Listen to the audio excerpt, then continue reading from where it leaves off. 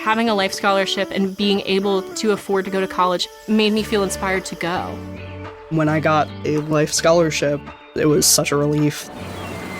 I knew that I wanted to have an impact. Having a life scholarship through the SC Education Lottery was huge. It gave me the opportunity to make that impact right here at home. The South Carolina Education Lottery. A better you, a better us, a better South Carolina. Visit sceducationlottery.com/betteryou.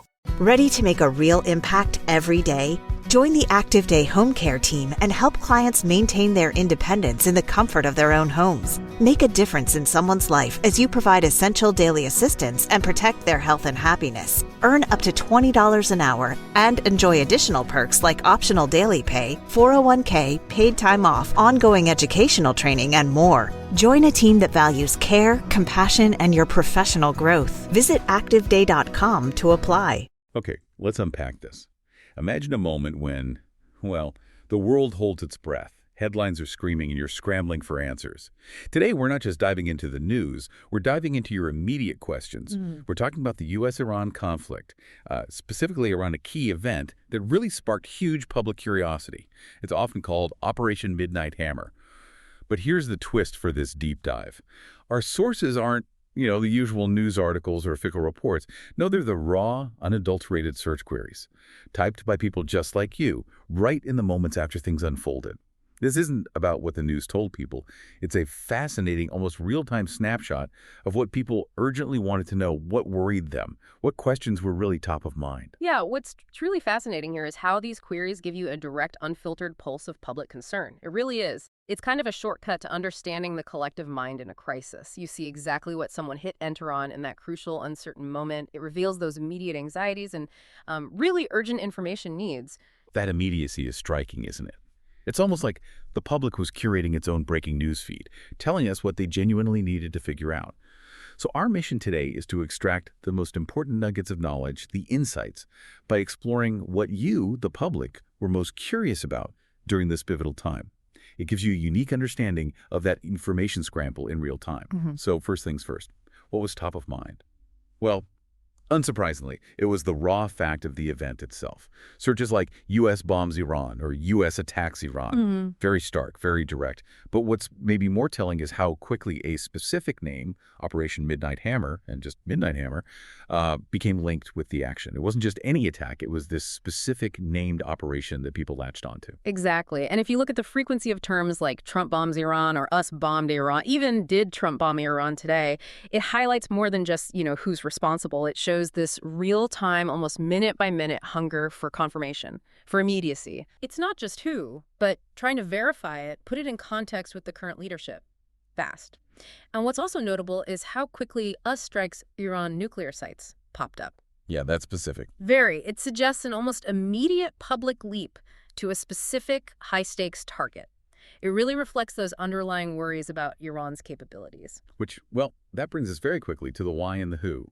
Once people grasped what happened, the next obvious thing was why and who ordered it. The sheer volume of searches, starting with why did Trump attack Iran? Why did the Iranians bomb Iran? Why is the Iran attacking Iran? That tells a story. It wasn't just about facts. It was the public trying to make sense of a huge event, fit it into their understanding of, how things work internationally. It really speaks to a deep need for a narrative, for justification, not just raw data. And in trying to get that why, people naturally looked at the central figures, the dominant searches for Trump, Donald Trump, President Trump. It clearly shows an intense, immediate focus on the commander-in-chief, the ultimate decision-maker in their eyes. Makes sense. And similarly, you saw terms like Pentagon, White House, and CENTCOM appearing often. It shows where people expected the official word, the directans, to come from, sort of a search for institutional clarity behind the action. Okay, so beyond the immediate conflict itself, there was this other area that saw a huge surge in queries, and it points to a deeper, maybe more chilling anxiety. Iran's nuclear capabilities. What exactly were people looking for there? We saw this significant cluster, right? Searches directly related to Iran's nuclear program and specific places. People were actually typing in site names like Fordo nuclear site, Natanz, also spelled Esfahan, and Isfahan nuclear facility. That level of detail in public searches, wow, that's quite revealing. It really is, and what's particularly striking is the fear that underlies these searches. Beyond just naming sites, you had queries like, does Iran have nuclear weapons, Iran nuclear weapons, and terms like uranium and enriched uranium. Right. It shows this profound immediate concern about the nature of Iran's program. Could it be weaponized? And then you get terms like bunker buster and even nuke. Oh, wow. Yeah, that explicitly shows an immediate public worry, not just about the kind of weapons being used in the strike, but the terrifying potential for a much broader, maybe even nuclear escalation. People's minds immediately went to, well, worst case scenarios. That specter of escalation. Yeah. It brings us right to the profound war fears that clearly grip the public. These were some of those anxious questions we saw. Things like, are we at war? Is America at war? And the really alarming ones, WW3, World War III, has WW3 started? I mean, these aren't just casual questions. They show deep, immediate public anxiety about a huge global conflict kicking off. And specific to this situation, is the us going to war with Iran, and will the us go to war with Iran? And it wasn't just a general fear about war starting. It quickly broadened out to, okay, what about retaliation from Iran itself? Yeah, a response. Exactly. Queries like Iran response to us strikes, what will Iran do now, how will Iran respond, and will Iran retaliate against us? This shows a clear public focus on the immediate aftermath. What comes next? It's not just vague worry. It's like people were actively trying to calculate the risk of a dangerous tit-for-tat. What are the implications? Almost gaming out scenarios in real time. And beyond the immediate battlefield, people were also, interestingly, quite focused on the political side of things, the regional context. For instance, there was this critical layer of curiosity about the political process back home. Questions like, did Trump get congressional approval to bomb Iran? And did Trump need congressional approval to strike Iran? That reveals public interest not just in what happened, but in the, the legality, the checks and balances, accountability, even in a crisis. Right. And that concern about process and accountability, it quickly expanded to the bigger picture, the global chessboard of alliances. Searches for Iran allies. Who are Iran's allies? What countries support Iran? And these weren't just like trivia questions. No. They signal an underlying calculation of potential escalation paths. Who else might get dragged into this? It's that immediate mental mapping of a crisis going from just two countries to potentially many more.